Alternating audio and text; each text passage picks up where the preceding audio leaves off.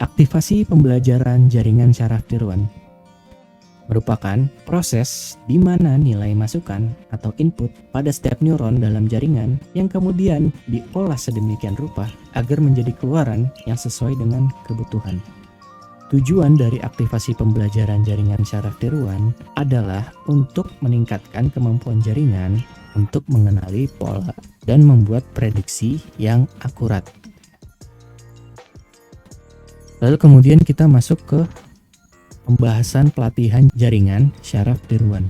Jaringan syaraf tiruan itu perlu dilatih seperti otak manusia karena agar nilai yang dihasilkan bisa memuaskan, atau dengan kata lain kesalahannya itu minim kecil.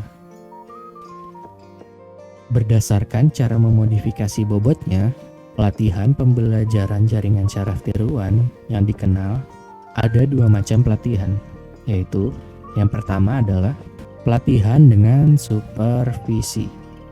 Pelatihan dengan supervisi merupakan pelatihan jaringan syaraf tiruan yang masih dibimbing, di mana terdapat sejumlah pasangan data. Pasangannya itu adalah yang satu masukan dan yang pasangan keduanya itu adalah target keluaran, yang dipakai untuk melatih jaringan hingga diperoleh bobot yang diinginkan.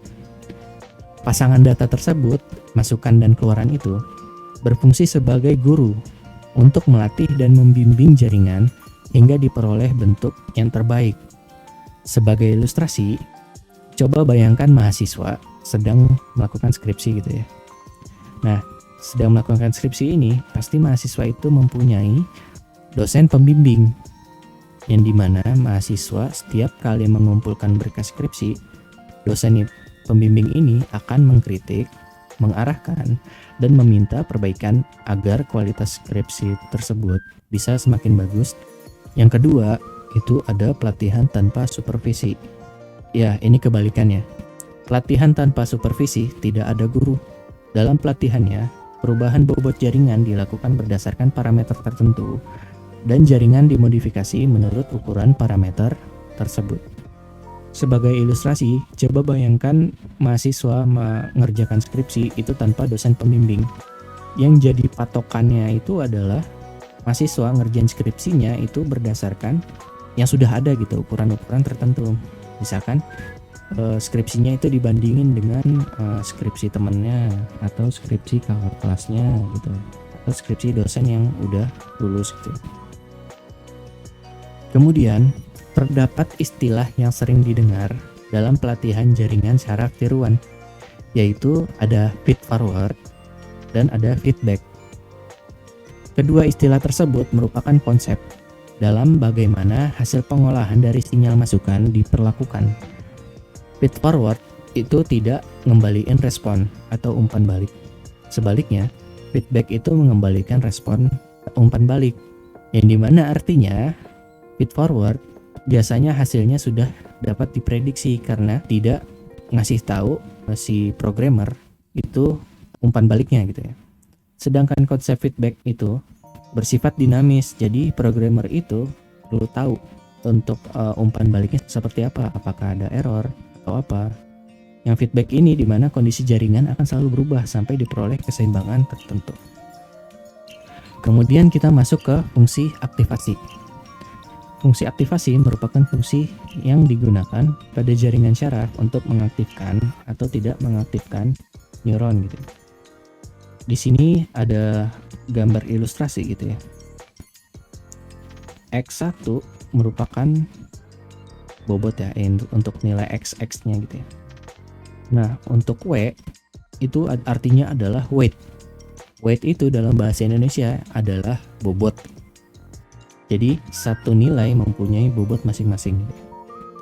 Nantinya akan dimasukkan ke dalam rumus dari masing-masing nilai dan bobot tersebut, di mana rumusnya itu adalah seperti berikut ini. Untuk fungsi-fungsinya yang terkenal itu biasanya digunakan adalah sebagai berikut.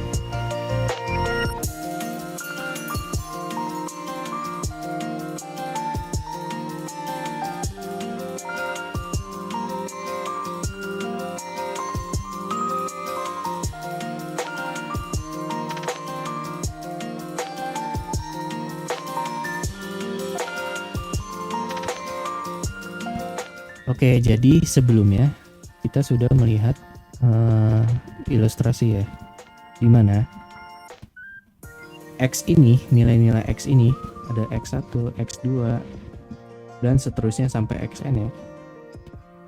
N itu adalah jumlah dimana dimulainya dari 1. Nah, ini X adalah nilai, W itu adalah bobot, dimana ini nanti akan diolah ya.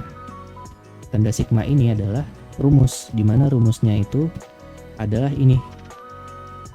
Nah, kalau dijabarin rumusnya itu adalah, ini merupakan iterasi ya teman-teman. Iterasi dimana misalkan di sini ada, kita ambil contoh n-nya ada 3, maka nilai A adalah dalam kurung X1 dikali W1 ditambah X2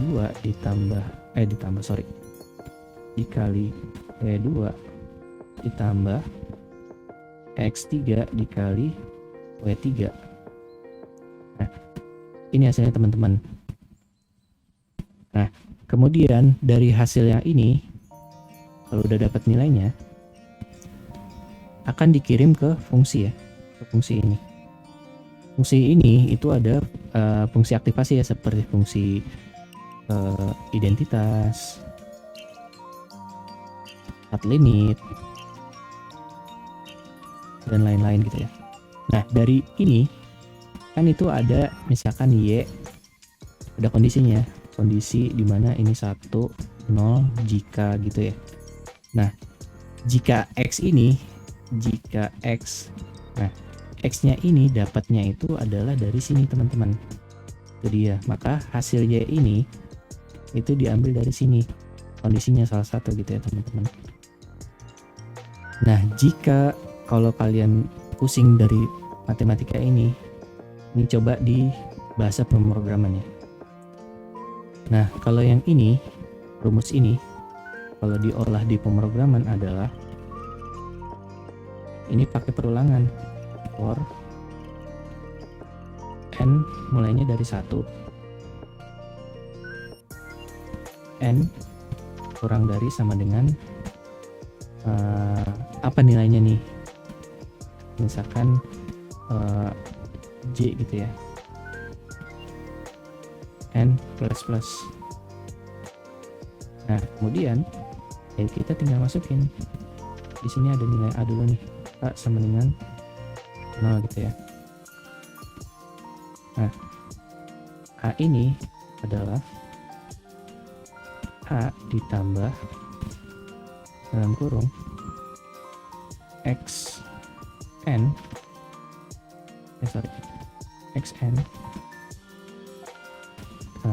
dikali n.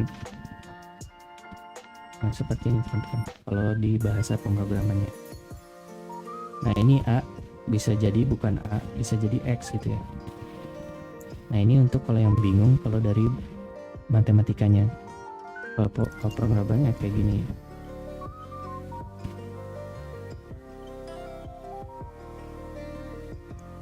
Terima kasih sudah menonton video ini. Apabila ada kekurangan dan kesalahan, kami mohon maaf. Kami dari kelompok 3 yang terdiri dari saya, Fikri Fadila, ada Muhammad Iqbal, dan ada Dian Kurniawan. Mohon pamit. Terima kasih.